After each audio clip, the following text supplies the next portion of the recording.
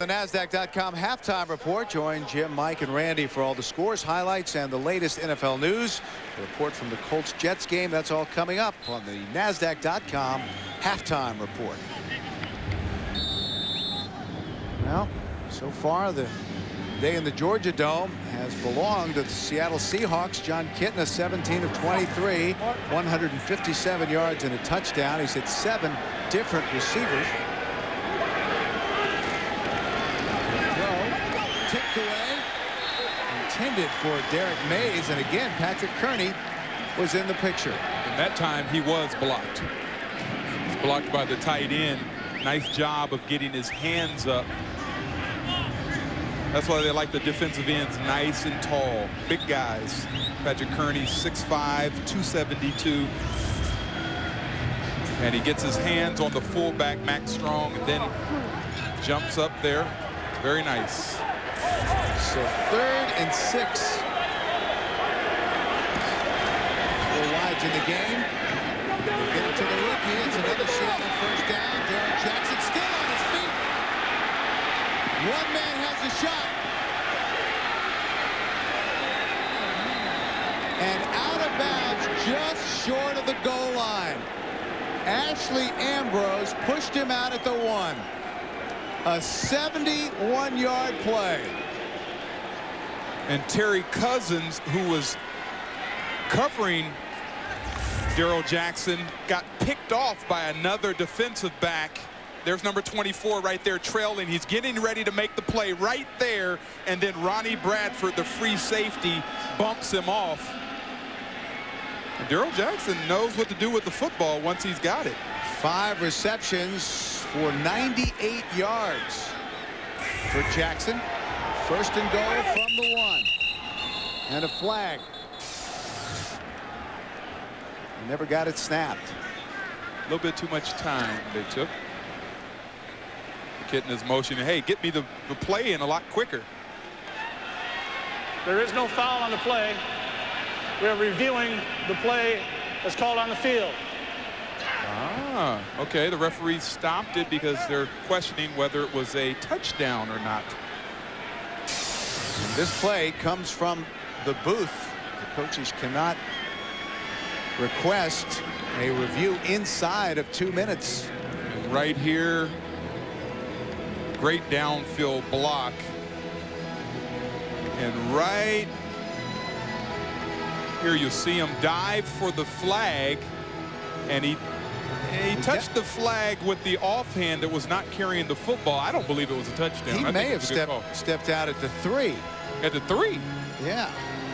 He definitely stepped out at the 1, but he may have stepped out at the 3. Okay, here's a different angle. Let's see what you're talking about. Ah, okay. All right, I see it 1.5 maybe with his right foot.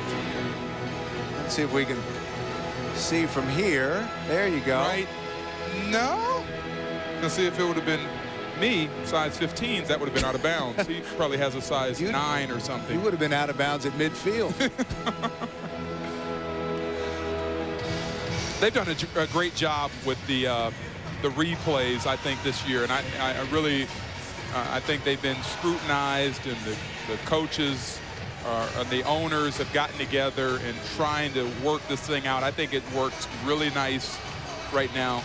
The referees go in there, they look at this, they see the same video that we're showing you all, and then they make a decision, and they live with it. I believe he's out at the 1. I think it was a good call, and review it all you want. It's a judgment call, but to overturn it, it has to be conclusive, and I don't think it's conclusive enough. See, he touches the flag with his left hand, but the ball was in his right hand. I'm going to go with that left foot out of bounds at the 3. At the 3. I'm going with that.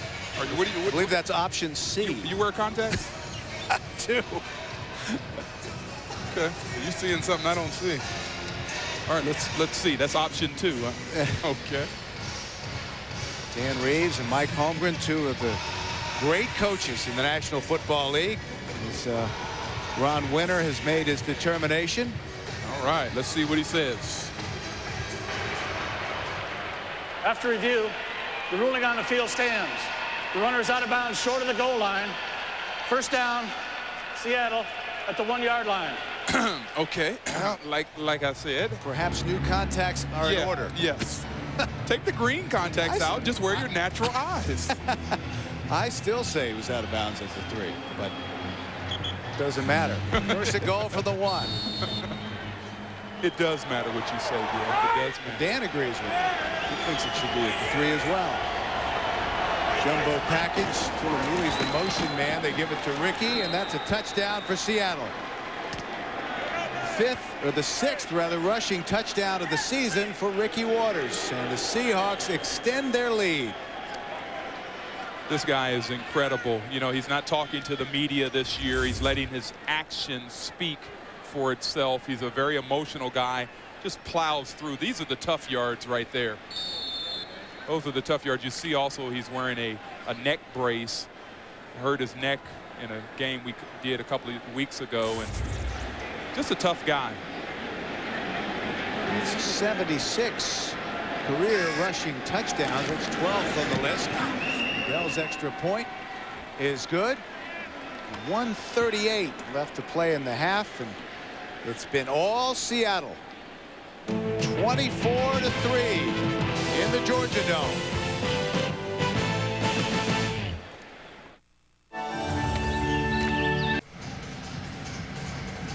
Well, it's been a great first half for the rookie Darrell Jackson. Ricky Waters has played well. John Kitna, 18 of 25 for 228 yards and 1 touchdown. And there's Derek Vaughn, the deep man, the rookie out of Southwest Texas State in San Marcos, Texas, between Austin and San Antonio. 7th round draft pick for Atlanta. And Bell's kick. Let's see who's going to make the tackle. Taken at the 7. Spun around and doesn't get out to the 20. Marcus Bell made the stop. Well, Friday on CBS, Dr. Richard Kimball thought Atlantic City would be the perfect place to hide. But in attack. You know why Kazavinsky didn't make that tackle? They took him off the kickoff team. When you arrive and you start playing on defense, you get taken off the team. Right, too valuable. Throw your body down there. Keep following progress of the rookie, Kazavinsky, and also this rookie, Doug Johnson, quarterback, gets a chance to run the 2-minute offense for Atlanta. And that's complete to Brian Kozlowski, who's turning into a favorite receiver for Johnson. Caught his first NFL touchdown pass last week. Denver on top of Atlanta, New Orleans rather, 28-10. Johnson again will throw. He steps up. And this is an area that he said he has to work on.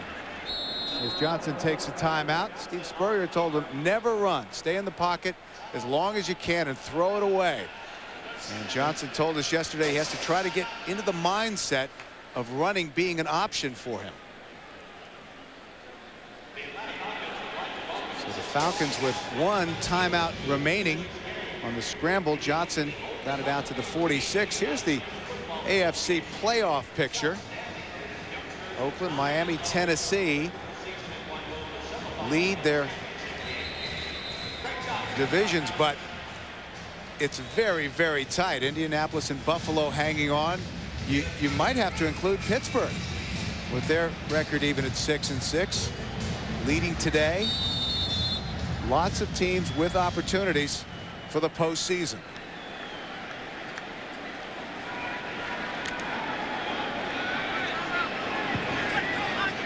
Second and 2. 1:04 remaining in the half. Tim Dwight is the motion man. The delay to Anderson. He's got some room to the outside. A stiff arm and into Seattle territory. Out of bounds at the 48. Anthony Simmons and Ike Charlton combined to make the tackle. Clock will stop with 57 seconds left in the half. That was a good block by Bob Whitfield, the left tackle. And Jamal Anderson just bounced off of that block. That block was on Chad Brown, linebacker. Of course, Jamal knew exactly what to do, and that is get out of bounds as the Atlanta Falcons try to run their 2-minute offense. What do you think are the things that Dan Reeves is looking for in Doug Johnson in this series?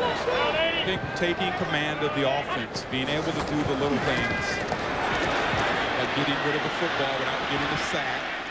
Well, stayed alive as long as he could. But Lamar King will get credit for the sack. Willie Williams had the initial pressure.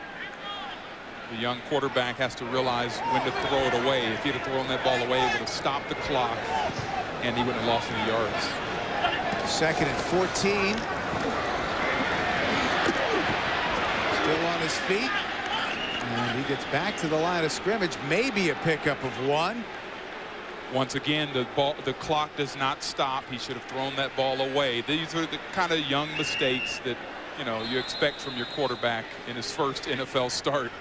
And now Johnson will take Atlanta's final timeout. Getting back to this playoff picture, Indianapolis and the Jets play today and this afternoon, and it's a must-win for Indianapolis. They have really surprised me.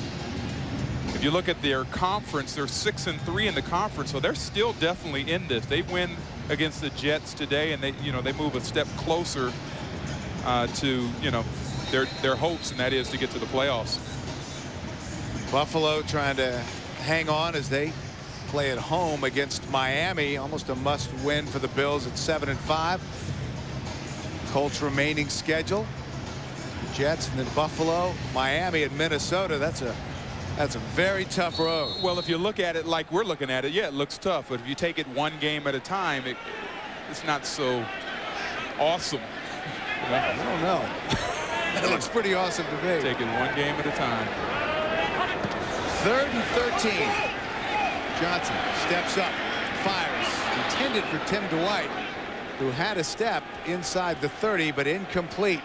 Looked like he was throwing a shot from third base, maybe to first base.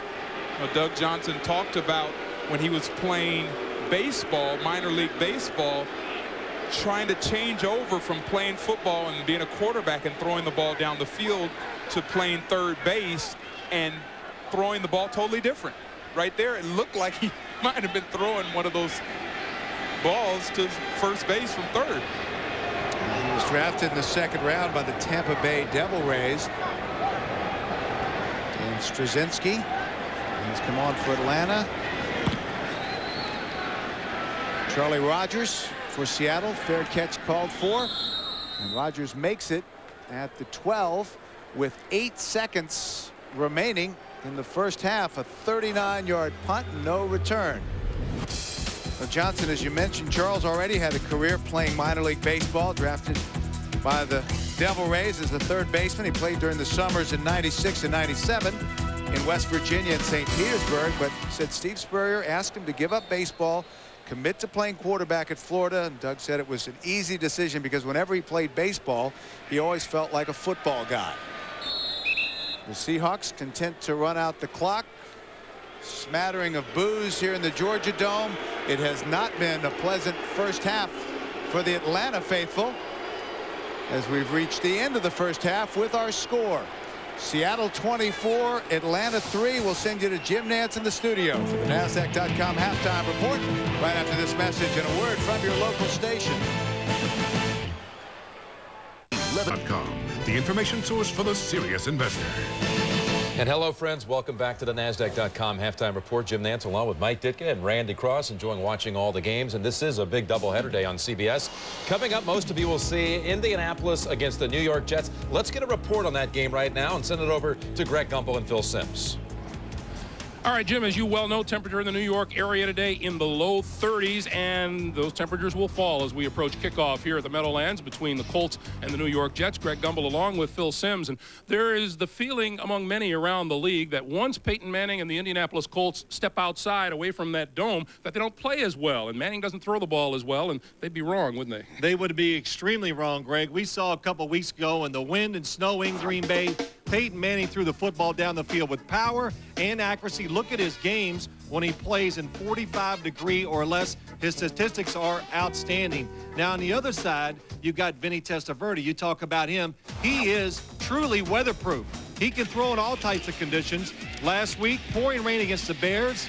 Nice touch, perfect spiral, good accuracy, and In fact, we had a chance to talk to Testaverde on Friday, ask him about the cold weather and what it would be like to throw the football, and he goes, man, I hope it's snowing, I hope it's raining and windy.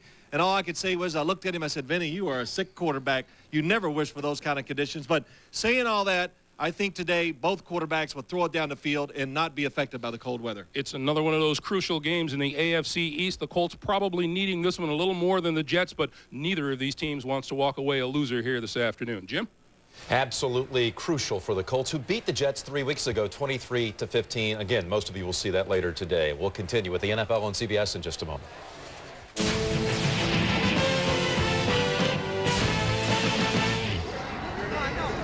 .com halftime report is sponsored by NASDAQ.com, the information source for the serious investor.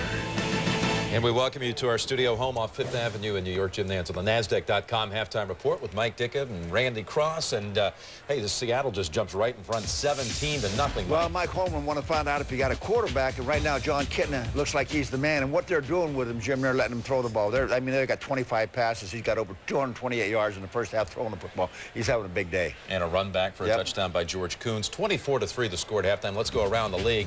Look at this one. Miami mauling the Bills. Some thought they might get steamrolled up at Orchard Park, but it's gone the other way with Jay Fiedler's return at quarterback. Jay Fiedler's had a big day, but he's got Lamar Smith back. He drops it off to him here. Now, what Fiedler's doing, he's just throwing the ball really well. I mean, he's accurate. Watch his catch, though. Aronde Gaston, one-handed from the Arena League, I think he brought that one in from. Then he goes to Leslie Shepard for 15 yards here. But, you know, this is a team we talked about. You know, Dave's got to be the happiest guy in the world. They're doing everything that he set out to do. A different defense with all his injuries, Mike. Fiedler, 3 touchdown passes for the first time in his career. And the Raiders, big story here. The Steelers, Cordell Stewart, got a good start, touchdown pass. Sprained knee, though, after that, and has not returned, will not return. Kent Graham came in. This is his first attempt, Randy. And if you're a Pittsburgh fan, it's ruh-roh. Kent Graham to Eric Allen. 6th return for a touchdown, and Eric Allen's career jumped all over that first offering. And Oakland hasn't been particularly pretty, but Rich Gannon never really looks pretty. He just kind of beats you to death at the end of the game. You don't know what hit you. Randy Jordan there on that touchdown pass, and they're just being efficient, but it's not fun to watch. And the Steelers had reported to our announcers there that Cordell would not return. They've just kicked the second half now, and we're hearing that Cordell may, in fact, play in the second half as the Steelers trail by 10. Well, you saw Kent Graham. And, yeah. And the Broncos, look at this. Running performance by Mike Anderson. I tell you what, he got 146 yards in the first half. This guy is something else. But I tell you what, they're doing everything really well. I mean, we talked about their offensive line. They're playing great. But this is a wonderful play by Aaron Brooks. Moves away, buys some time, and he hits clever for a touchdown on this one. But I tell you what, this is unbelievable. They just move. And now, you know, the Saints are rated, what is the 3rd defense in the league. So, you know, they're beating a good defense right now. Denver outrushing them 154-21. Rams, 3rd quarter, 3-0. That's not very Ram-like there. 4 turnovers committed by St. Louis, but still on top. Titans and Eagles, 3rd quarter, all field goals in that game between divisional leaders. Giants and Redskins. Skins have won the last 4 matchups, including earlier this year, 16-6.